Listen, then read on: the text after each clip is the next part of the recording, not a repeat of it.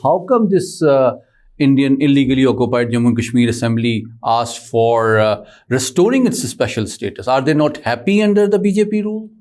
BJP will have also to think on its policies. The policies they adopted for Kashmir for last 6 years, those policies have not worked for them. Why do you think BJP, despite its incentives to the Kashmiris of bringing in investment and giving them opportunities, have failed to win their support and approval? So you will see that if you go to history, the Kashmiris have never accepted India. I said always that the people of Kashmir had a choice between cancer and headache. They chose the headache. There have been statements made by the representatives of Indian government. They seek to recapture the Azad Jammu and Kashmir as well. It is not easy to fight a war in the hills of Kargil. It is not easy to fight a war on the hills of Azad Kashmir.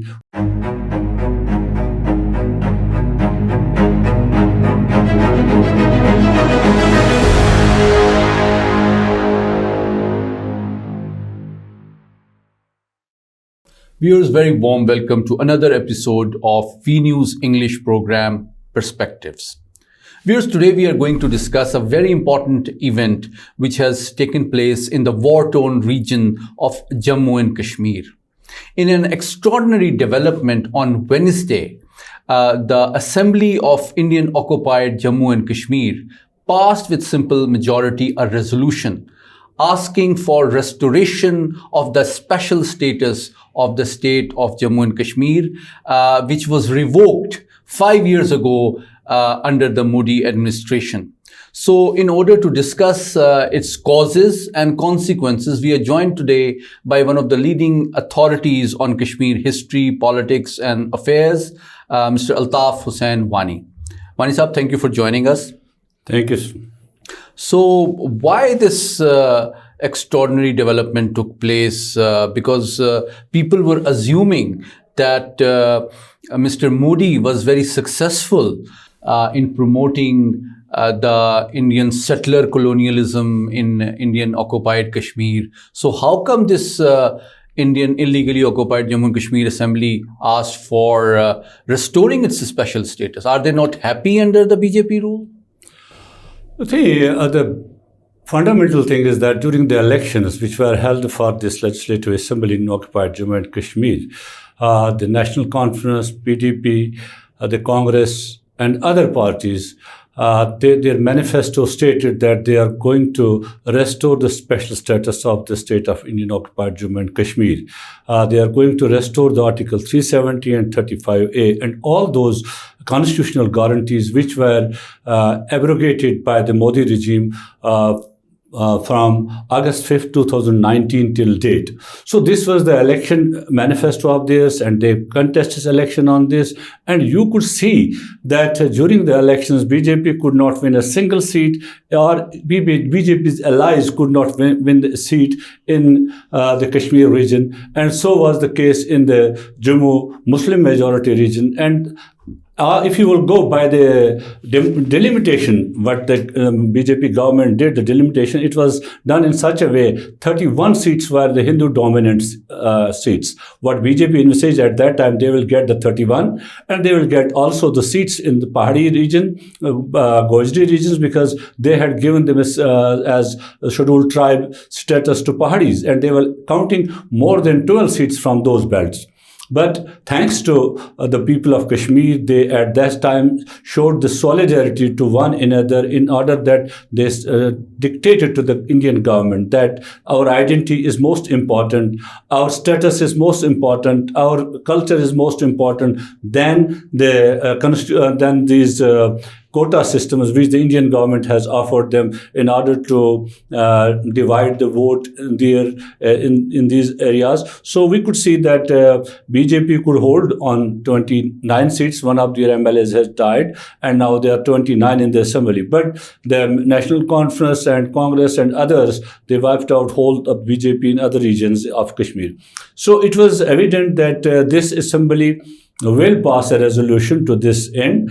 So the journey is long because the way this has been done by the Indian Parliament, unfortunately, the Indian Supreme Court gave it an assent that Parliament has a authority to revoke the autonomy of Indian occupied Jammu and Kashmir, although the earlier decisions of this same Supreme Court were that Article 370 is a permanent feature of the Constitution, it cannot be abrogated, there will be no derogation from it. But the current Supreme Court of India did so, and they gave assent to what Modi did at that time. But at the same time, the elections which were held this time, they were held at directions of the Supreme Court. And it was also conveyed to the Supreme Court by the Modi regime at that time. They will restore the statehood of the Jammu and Kashmir, not the Ladakh. Ladakh will remain a union territory, but Jammu and Kashmir will be a state, and its statehood will be restored. This was the pledge given by the Modi government to the Supreme Court of India also. And it was because of that Supreme Court's pledge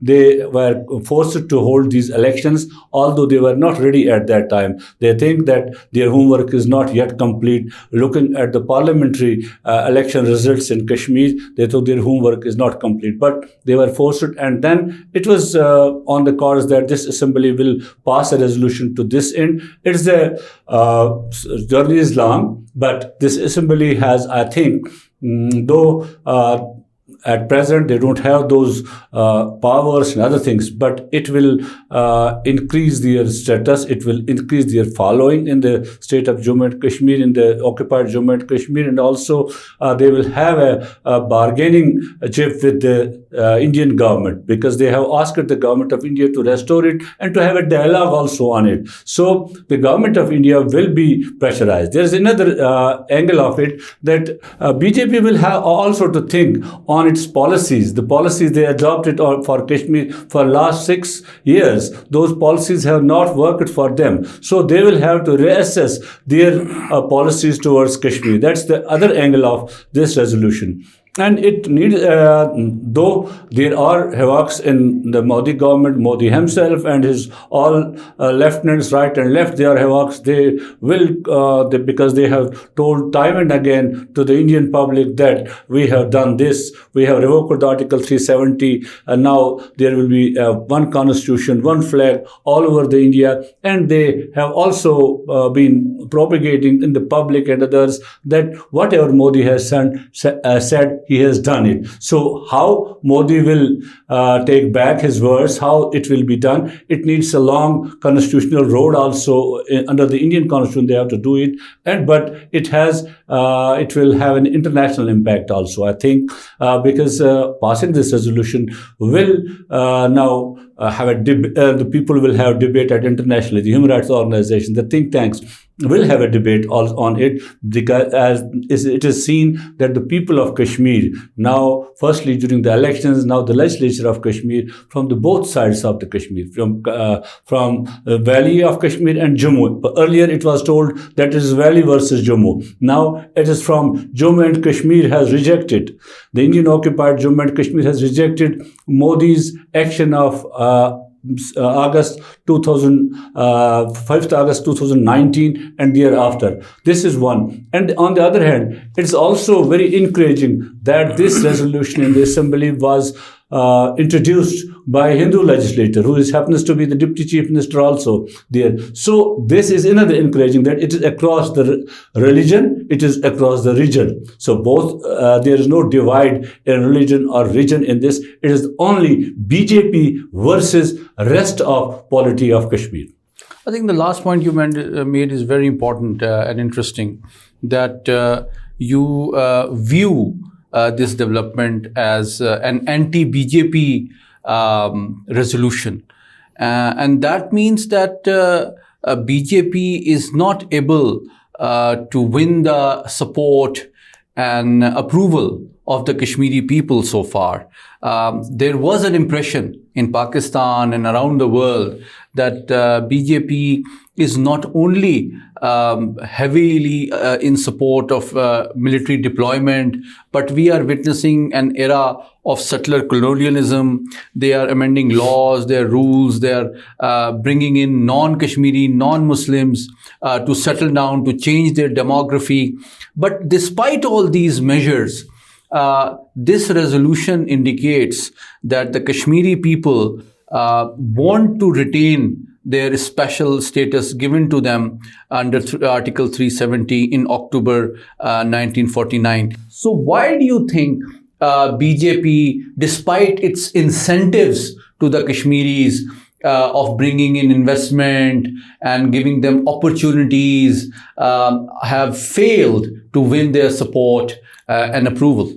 So it's up, you will say that if you go to history, the Kashmiris have never accepted India. The Indian National Congress tried to do the same thing. They, once in 1953, then when they threw their own beloved Sheikh Muhammad Abdullah from the post of Prime Minister of Indian occupied Jammu and Kashmir and put him in the prison for a long time, and then installed Bakshi Ghulam Ahmad Sadiqs and others after the muftis in Kashmir. But Kashmiris never embraced India. They tried to win the Kashmiris through all means. They on one hand, they had the military apparatus at their hand to put the military pressure on Kashmiris, but on the other hand, this development, investment, all these things and the bribery on all fronts was offered to the people of Kashmir. But people of Kashmir never embraced the Indian politics in Indian-occupied Jammu and Kashmir. When it comes to BJP, BJP is a cancer. I always, during these elections, when these elections were held and election results which were declared that National Conference won and BJP lost, I said always that the people of Kashmir had a choice between cancer and headache. They chose the headache, not the cancer. Because we know that all these leaders who are in this time in the assembly and all that, we know their future also. They have always been the collaborators of the Indian rule in Kashmir.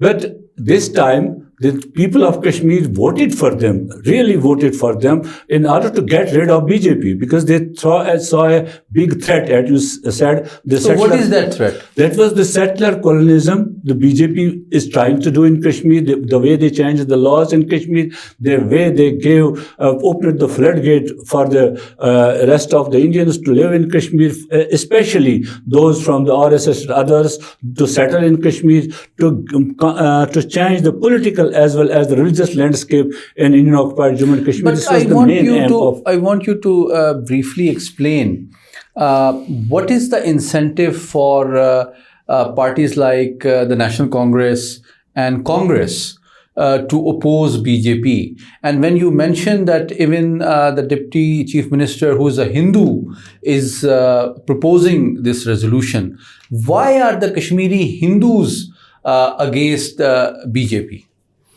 You see, the thing which the BJP is doing, actually, I will tell you the history of Article 3, what we call 35A. 35A basically is the Indian Constitution. 35A it was for Kashmir, the state subject laws. These state subject laws were introduced in Kashmir way back in 1927 by the Maharaja of Kashmir. It was not for the Muslims of Kashmir. These laws were to protect the lands and the rights of the Hindus, the Dogras, and the Kashmiri Pandits, because at that time only the big lands were owned either by the Dogras or by the Kashmiri Pandits, or a very small portion of Kashmiri population, which you always say who extend the helping hand to the oppressor, a small population.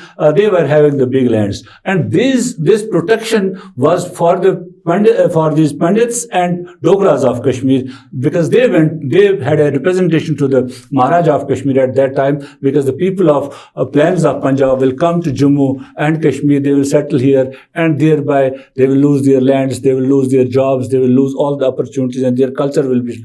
And it was for the protection of those, it was enacted in the at that time as state subject laws. And then when the Constitution of India was framed and it was negotiated as Article 35A to give the protection, land rights protection to people of Kashmir and the other protections, constitutional guarantees through this presidential order of Article 35A. So at this time, when you see that demographic is changing in Kashmir, first of all, the non-state subjects from India, if they will come to Kashmir, they will have the type of climate they have, the type of environment they need that has prevailed in Jammu, that's prevailing in Jammu. So first of all, it will be Jammu, it will be that area which will be affected. Those people will lose their land, those people will lose their jobs, those people will lose their businesses. And that's why we saw the Dogras, these traders protesting against the BJP earlier when the BJP tried to open the big malls in Jammu and other places. So that is why the Hindus also are opposing to this. Those Hindus who once celebrated the abrogation of Article 370 and 35A, then they realized that it is going to affect them more than to the people of Kashmir, because in Kashmir it's not easy for settlers to settle. Whether India will have more and more army there, they equip them with draconian laws, they equip with them more and more armory, but the people of Kashmir, the way they have putting their resistance against the settler colonialism, it's very difficult for an ordinary Indian to come and settle in Kashmir. So the most brunt will be faced by the people in the Jammu. That is why the people of Jammu are also opposing this, the way the Indian government is trying to create the settler colonies in the erstwhile state of Jammu and Kashmir. So I want you to explain two consequences of this particular resolution. First, for the politics of Indian occupied Kashmir, and secondly, how will it be seen in the mainland India, and how will you expect the government in New Delhi to respond to it? First of all, and locally it will be a booster for the leaders like Umar Abdullah and others who have introduced it and have come up with this. But again, it's a challenge for them to pursue it, to keep on telling it, and to keep on pressuring government of India on it. It will be seen in future whether they will do it or not. But at present, they have taken a step towards right direction in order in the first assembly session, introducing this type of resolution and passing this type of resolution and calling for a dialogue, choosing this path of dialogue rather than confrontation. But we have to see what will be the reaction of BJP government. As we have seen that that BJP government, there are people who will say, no, it's not going to happen. The done is done. What we have done, that is done. And for the National Conference, for Congress, and for others in Kashmir, it's a challenge for them to keep on calling for the restoration of Article 370 and 35A. But this, in one way, it will create a dialogue inside India. The sand voices in India, the political voices in India, and the others will, I think they will come and swing in, and there will be a pressure on the government of India on one hand that they should restore a dialogue with the elected representatives of Jammu and Kashmir. This will be the first and foremost. And then there is one chance of also that the government of India or the BJP will reassess its position on Kashmir. What position, the position they have taken, it has not yielded those results for them. They will also reassess their position on Kashmir in order to keep their ideology moving on. Otherwise, they are rather stuck in Kashmir. Nobody is buying their argument in Kashmir, and they are going from bad to worse. So they will also reassess their position, and there will be a dialogue. I think the dialogue between also there will be at some points. I think the government of Kashmir, which is there, they will ask for more powers. Actually, they don't have any power this time. All those powers are in the hands of Lieutenant Governor. The Jammu and Kashmir Chief Minister doesn't have the police order power. He doesn't have the public order power. He doesn't have the power to appoint those people in the Justice Department. So every power is with the Governor of Kashmir. But the good point is that Governor of Kashmir has himself said that statehood should be restored. It has one good point in all these, that he has himself said in a public meeting. But see the dichotomy of BJP and the India, one dichotomy. On one hand, you said that the statehood should be restored. You gave a pledge to the Supreme Court of India. On the other hand, you are celebrating the UT Day. When the assembly was sworn in, on the one hand, on the other hand, you celebrate the UT Day, UT Celebration Day. This is dichotomy. This is that you are celebrating the disgrace of Kashmiris. So this was done by the BJP on the 30th of October, most recently. But the BJP's policies towards Kashmir, they will have to rethink on it. This will create a dialogue. And in India also, I think Congress, by siding with the National Conference and the Kashmiris in their perspective of restoration of Article 370 and 35A, I think more and more political parties in India will pressurize government of India to frame a dialogue with the people of Jammu and Kashmir, especially the people in the government at this time, because they also need to justify certain things through these legislative assemblies. So they will have also to have a dialogue with these people. You've been talking about Kashmir at most international forums, including United Nations. What is your expectation from the international community regarding this significant and extraordinary resolution? How will they view it?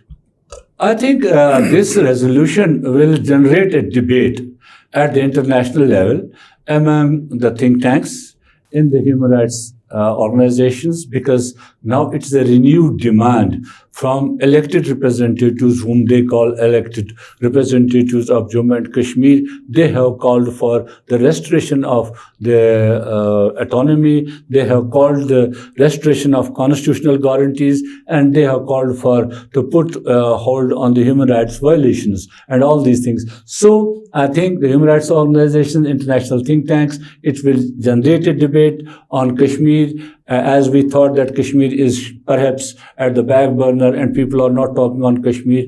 There is always a debate on Kashmir, but this resolution will generate more and more debate on Kashmir, and I think there will be more support for Kashmiris, and it will be pressure on India also to at least to have a dialogue with the people of Jammu and Kashmir sitting in the assembly. At least if India is not ready to talk, the real representatives of Kashmir, all parties will conference, or they are not ready to talk with the Pakistan, the other party to dispute. Because if you have to resolve this dispute, it should be inclusive of all the stakeholders of the state, and only then we can resolve the dispute. But at least I think there will be from internationally pressure on government of India that you should hold dialogue with the representatives of Kashmir in order to restore their dignity, their honor, and whatever they are demanding.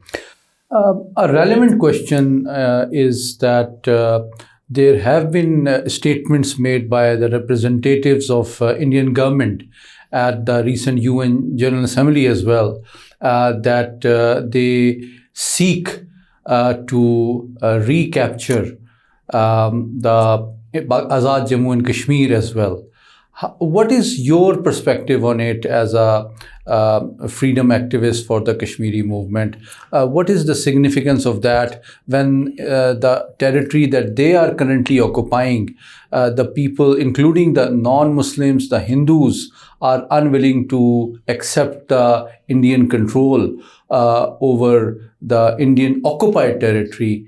How do you view the aspiration from New Delhi that they want to regain control of Azad Jammu and Kashmir? I think these are just rhetoric from the Indian government. There is no, I could not see any substance in that they can do it, or they have the power to do it, or they will go for it. It's my perception. I don't think I'm right or wrong, but what I think, what I perceive is that they cannot do it. only yesterday I was listening to an ex-Indian army chief. He said that this is nonsense, whoever is saying this. It is not easy to fight a war in the hills of Kargil. It is not easy to fight a war on the hills of Azad Kashmir. Whosoever is saying it, he is just saying it for fun, for his political mileage. There is nothing like that in it, that we can have such a war in these territories. So if anything is to be done, that is to be done through dialogue, that is to be done through negotiations, and that only through confidence that can be done. These things, what the Indian says at the international, is to dilute that type of pressure which is on them to have to put their human rights record right in Indian occupied Kashmir, to put their human rights record right in other territories of Kashmir whenever they are asked it, and whenever Pakistan takes up this issue. And in the response, the Indians then say, actually, the Gilgit-Baltistan and Azad Jammu and Kashmir is their territory, and we are going to have that, we have the rights for that and all that. That is just, I think, the political rhetoric from them. They are not in a position militarily, or they don't have the capacity to do it. Altaf Sahab, we have a new president arriving in White House very soon. President Donald Trump is returning to White House, and he has promised that he will end all wars. So, as a Kashmiri freedom activist, what is your expectation regarding the American role in case of a final peaceful settlement of Kashmir? What do you expect the new US government to do in order to resume dialogue for Kashmir? To be honest, and if I have been in past, I was thinking that US can play a role in resolving the Kashmir conflict. They have that much of power. But looking at the current situation, the way they have aligned themselves, they have a strategic alliance with the government of India and other things. They are now no more in Afghanistan and other places. They have least caring about this region at this point of time. Or I don't think so that America will intervene in such a way or will have an intervention there. He has many things to do at hand. He has to end the Ukraine war, which is very, if he can. He has to de-escalate the crisis in the Middle East, if he can. But you mentioned that if he wants to end all wars, he wants to reduce military support for NATO, he wants to reduce military support for Ukraine, then what is the incentive for America to keep on militarily supporting India then? See, I think whether the American foreign policies, they are always dictated by somewhere else. During the election, you made lots of promises. You make lots of things you do. Those are for the public consumption. But when you come to the office, you have to see the other way around. You have to see the other things. You have to see the policy perspectives, what your bureaucracy, what your think tanks have called for that. They can see more than you articulate during your public meetings and all that. And then there is a way to navigate through that also with the people like these Trump or others. We know that Barack Obama, during his presidential election campaign, he mentioned that he will the Kashmir issue, especially he mentions election campaign, Bill Clinton, others, but now Donald Trump has no clue of Pakistan in his election campaign and all that. So I think there will be nothing like that in the Trump's regime to do it, though we know Trump is a difficult man to deal with for the bureaucracy also, because the Trump doesn't care for anything except for his the way he says. He says, I am the right guy and other boys are all wrong. So as far as we see like the Paris Agreement, he was out of that. Now America has signed it. He was out of the Human Rights Council. Now America is in the Human Rights Council. So if he has an unconventional approach, what's wrong in expecting that he should have an unconventional approach towards Kashmir as well? We should not expect that much, that any international intervention could be that thing for Kashmir. International intervention, if it is from the United Nations international intervention, I will go for that international intervention if it's under the auspices of United Nations.